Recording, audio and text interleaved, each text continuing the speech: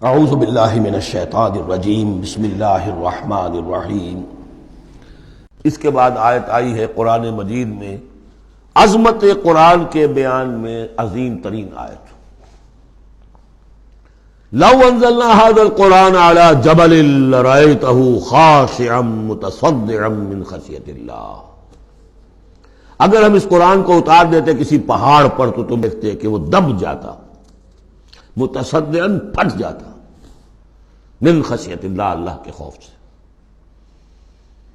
میں نے جو شروع میں تعارف قرآن پر جو گفتگو کی تھی اس میں اس کا حوالہ دیا تھا عظمت قرآن کے لیے۔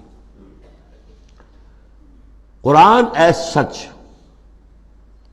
قرآن فی نفسہ ہی اس کی عظمت کیا ہے، ایک ہے قرآن کی افادیت کیا ہے، دو چیزیں جدا ہیں۔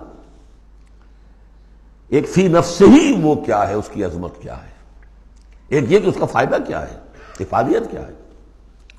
افادیت پر بہت سی آیت پڑھ چکے، لیکن خاص طور پر دو آیتیں سورہ یونس کی، یا ایھا الناس قد جاءتکم موعظۃ من ربکم وشفاء لما فی الصدور وہدی ورحمۃ للمؤمنین قل بفضل اللہ وبرحمتہ فبذلک فلیفرحوا ھو خیر مما یجمعون۔ لیکن قرآن فی نفسہ ہی، اگر ہم اسے اتار دیتے کسی پہاڑ پر تو تم دیکھتے کہ وہ دب جاتا، پھٹ جاتا۔ اور اس کے لیے میں تشریح کر چکا ہوں، سورہ اعراف میں جو معاملہ ہوا تھا کہ حضرت موسیٰ علیہ السلام نے عرض کیا تھا اللہ سے رب ارنی انظر الیک، اور اللہ نے فرمایا کہ تم مجھے نہیں دیکھ سکتے، لن ترانی ولکن انظر الی الجبل فإن استقر مکانہ فسوف ترانی۔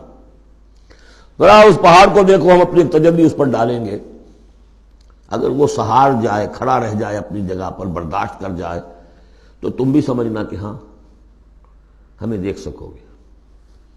فلما تجلی ربہ للجبل، جب اس کے رب نے ایک اپنا پرتو، ایک جلوہ، ایک تجلی کیا ہے؟ روشنی، ایک نور، اس نور کا جو اللہ نے تعالی نے وہ پرتو ڈالا اس پہاڑ پر، جعلہ دکا وخر موسیٰ صعقا، وہ ریزہ ریزہ ہو گیا، اور تجلی باری تعالیٰ، ذات باری تعالیٰ کی تجلی کے بالواسطہ مشاہدے کا اثر ہوا ہے کہ حضرت موسیٰ بے ہوش ہو کر گر گئے۔ اب نوٹ کیجئے، یہ بالکل وہی بات ہے جو تمثیل کی شکل میں آ رہی ہے۔ فرق کیا ہے؟ وہ تجلی ذات تھی باری تعالیٰ کی، یہ تجلی صفات ہے۔ کلام اللہ، اللہ کا کلام ہے، کلام متکلم کی صفت ہوتا ہے، اس کی بھی تاثیر وہی ہے جو ذات باری تعالیٰ کی تاثیر ہے۔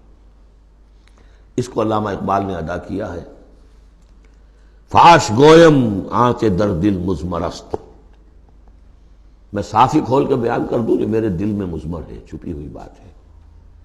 این کتاب نیست چیزیں دیگر است، یہ قرآن کتاب نہ سمجھو، اسے کتاب نہیں، کچھ اور ہے۔ کیا ہے؟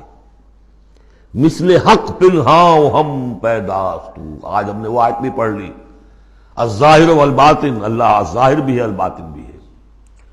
تو ذات باری تعالیٰ جیسے الظاہر بھی ہے الباطن بھی ہے، اسی طرح مثل حق پنہاں ہم پیداست، یہ چھپا ہوا بھی ہے اور ظاہر بھی ہے، سامنے بھی ہے۔ اس لیے میں بیان کر چکا ہوں وہاں سورہ واقعہ میں، لا یمسہ الا المطہرون، جب تک کہ اندر پاک نہ ہو چکا ہو قرآن کے حقیقی معرفت اور معانی تک انسان پہنچ نہیں سکتا، چھلکوں تک رہے گا، ہڈی ہوگی اس کے ہاتھ میں، گودا نہیں ہوگا اس کے پاس۔ ناز قرآن مغزہ برداشتے، استخواں پیش سگاں انداختے، مغز تک نہیں پہنچ سکتا۔ وہ ہے اصل میں قرآن مجید کا معاملہ کہ تجلی صفات باری تعالی، صفت ہے کلام کی، اور کلام میں آپ کو معلوم ہے متقدم کی پوری شخصیت جو ہے منعکس ہو جاتی ہے۔ کوئی شخص ہے، کوئی بھٹیارن ہے، کوئی اور ہے، بڑمونجا ہے، اب ان کی اپنی زبان ہے، ان کا ایک جملہ آپ سنیں گے پتہ چل جائے گا یہ کون بول رہا ہے، یہ کون بول رہی ہے۔ اس لیے کہ پوری شخصیت، ان کا ذہن و فکر کا حدود اربع، ان کی تہذیب و تمدن کے ساتھ کس درجے ان کا کوئی تعلق ہے یا نہیں ہے، سب واضح ہو جائے گا۔ تانک بازی راگ پایا۔